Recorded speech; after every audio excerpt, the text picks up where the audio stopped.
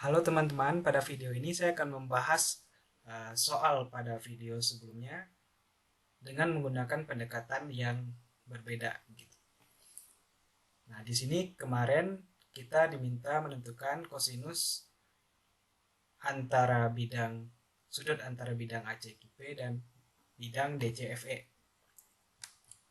Nah, sekarang kita akan menggunakan pendekatan geometri analitik ruang. Nah, di geometri analitik ruang berarti kita bekerja pada sistem koordinat 3 dimensi X, Y, dan Z. Yang bagian sininya adalah sumbu X positif, sumbu X negatifnya adalah bagian kesininya. Yang bagian sininya adalah sumbu Y negatif,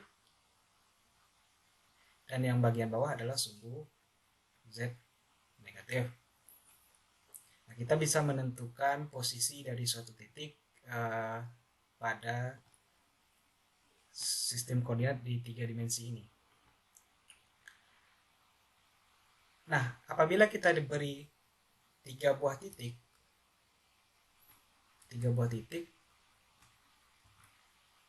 misalnya 3 buah titik, nah berarti kita bisa mencari persamaan bidang yang melalui ketiga buah titik tersebut.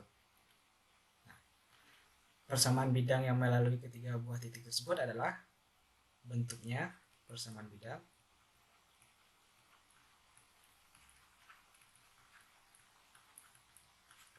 AX plus BY plus CZ plus D sama dengan 0. Nah, pada bidang tersebut ada yang dikenal dengan vektor normal bidang. Nah, vektor normal bidang adalah vektor yang tegak lurus dengan bidang tersebut. Nah, vektor normal bidang sebenarnya kalau kita gambarkan itu banyak sekali vektor normal bidang asal tegak lurus dengan bidang tersebut, maka dia adalah vektor normal bidang.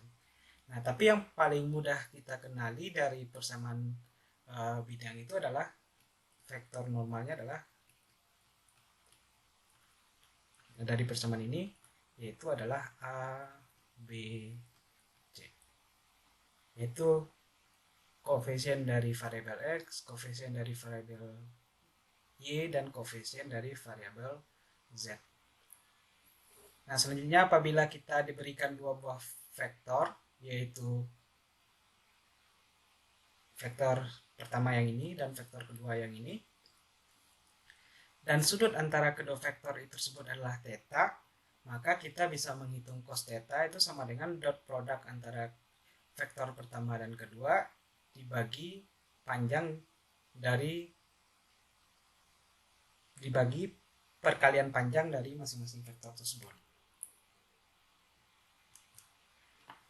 Nah, untuk lebih jelasnya mari kita lihat pembahasan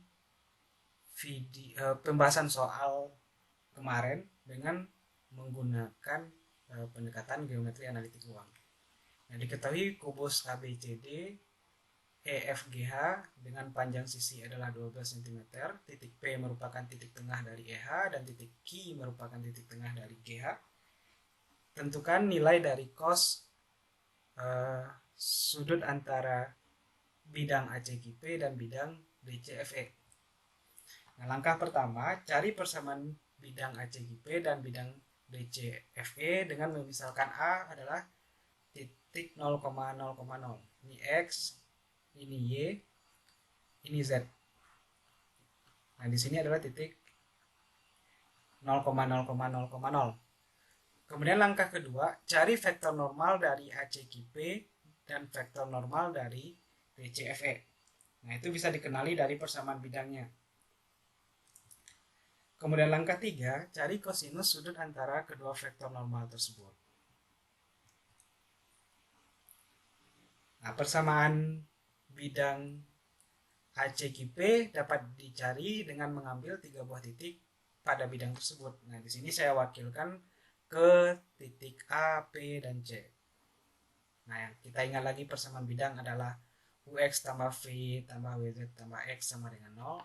Di sini koefisien dari X-nya saya ganti U, koefisien dari Y-nya saya ganti V, koefisien dari Z-nya saya ganti W, dan dan konstantanya saya ganti dengan D sama dengan 0. Yang pada bagian awal tadi saya menuliskan seperti ini. Nah, karena di sini ada titik yang namanya A, jadi kita ganti cara penulisannya supaya nggak ada lambang yang sama gitu.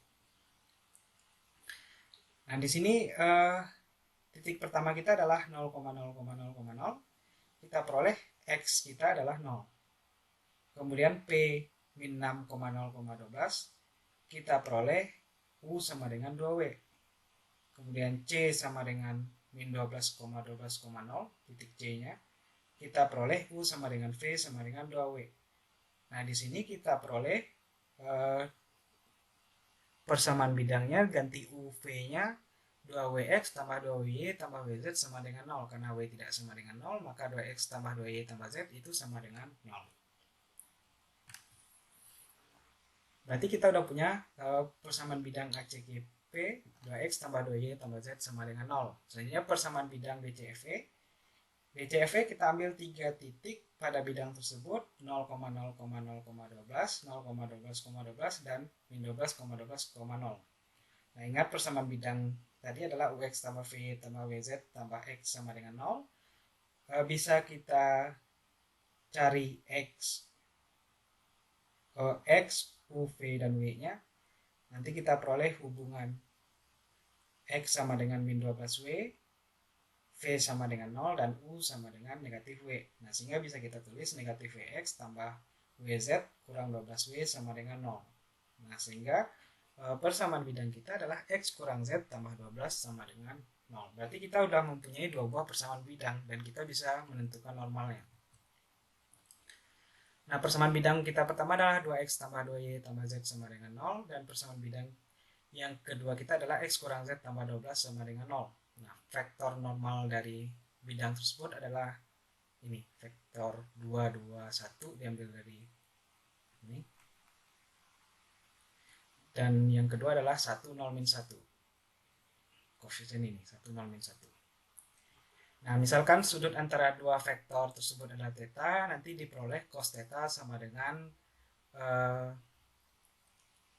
dot produk dari ini dibagi perkalian dari panjang kedua vektor tersebut. Nah, sama dengan 1/3 akar 2.